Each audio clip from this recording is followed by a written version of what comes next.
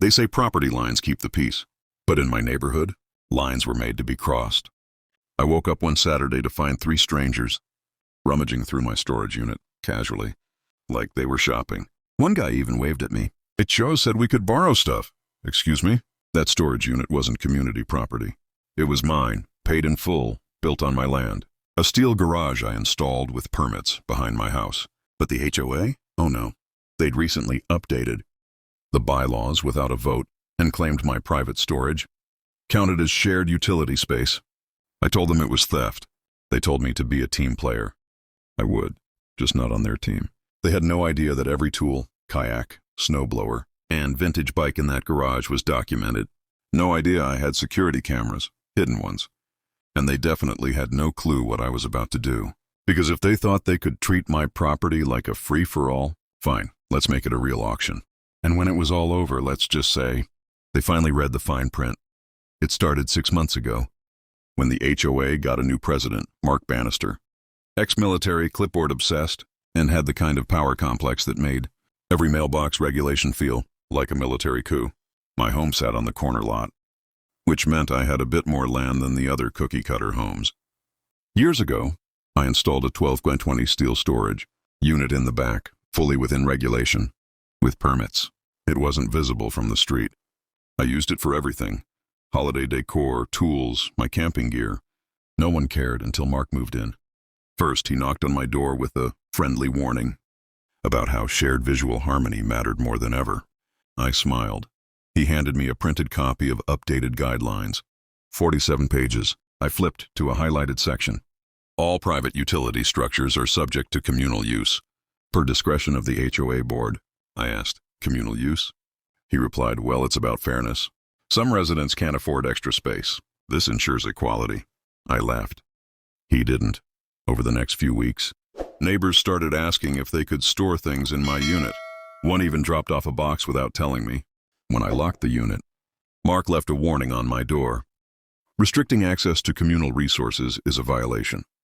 I filed a formal objection. The board declined it, unanimously. Then came the real kicker. They installed a keypad on my garage door, without my permission. I stared at it, blinking back at me like a digital middle finger. That was just the beginning. By month 2, my storage unit looked like a suburban yard sale vomited inside it. Old lamps, baby gear, someone's busted treadmill. I didn't recognize half the junk. And people were coming and going constantly. One woman even gave a tour to her in-laws. It's kind of like our bonus room now. Mark said I was creating a hostile environment by installing a camera. So I put up a birdhouse, which just so happened to contain a hidden lens. Let's just say I got footage, lots of it. One guy hosted a poker game in there. Another was spray painting some weird art project and damaged my kayak. I filed 3 damage claims, all denied. And the fines started rolling in, for me. Improper signage, unauthorized locks, aggressive language during board meetings. 75 here, 150 there. My requests for a hearing, ignored. Then someone, probably Mark, slipped a note in my mailbox. You should be grateful your space is finally being used for the community. Selfishness has no place here. That was the moment I snapped. I went into that garage and cataloged everything, with serial numbers and timestamps. I printed stills from the hidden camera and matched them to items. And then I made a spreadsheet, pages long, each line an item, each item an owner. And guess what? None of them had permission from me. No written agreements, no liability waivers, no rental contracts, just entitlement. So I called my lawyer. Turns out, not only did I still hold the legal title to everything inside the unit, since it was technically unclaimed property, but the new bylaw? Invalid. HOA can't retroactively turn private space into public access without unanimous owner consent. But I didn't just want the legal win. I wanted them to feel it.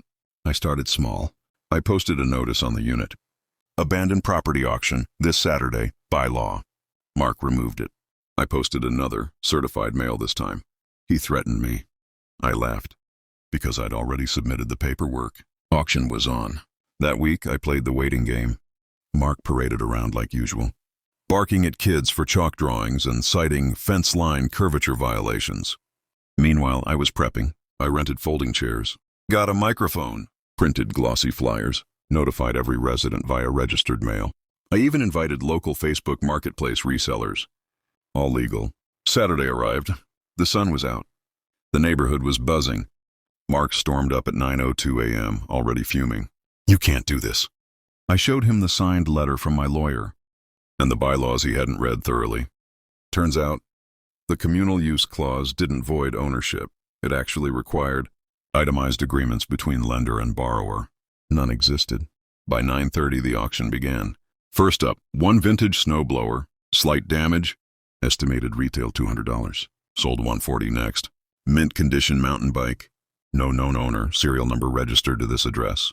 Sold $275. Neighbors watched in disbelief. Some tried to claim items. "Do you have a receipt? Written loan agreement? Anything?" Silence. One guy shouted, "That's my tent!"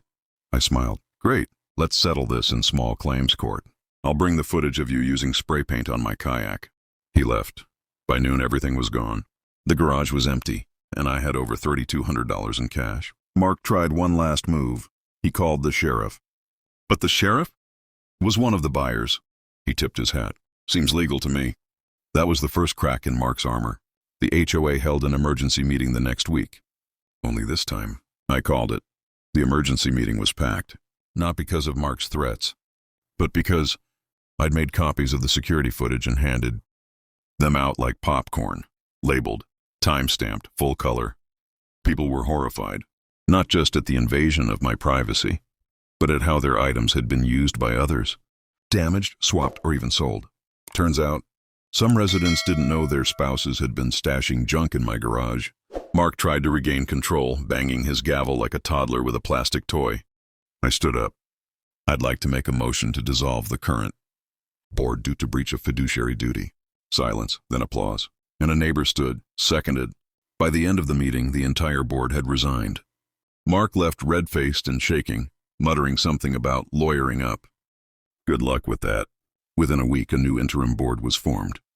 They voted to void the communal use clause and banned all future modifications without unanimous consent. The cherry on top? The money from the auction? I donated half of it to install a new security system for my house. The other half? I bought a hot tub. Guess where I put it?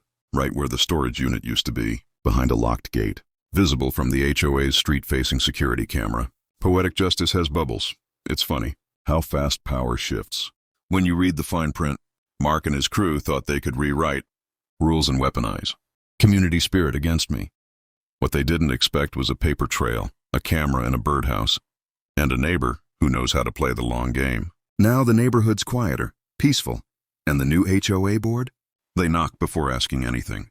Sometimes I look out at the spot where that chaos used to live and smile. Steam rises from the hot tub. It's always just the right temperature. What did I learn? When people take what's yours under the guise of sharing, they're not neighbors. They're opportunists. And sometimes the best way to teach respect is with an auctioneer's hammer. Comment below, what would you have done if your HOA invaded your property? Or just type justice served if you stuck around till the end. Oh, and for the record, I kept the spray-painted kayak. Hangs on my fence like a trophy now.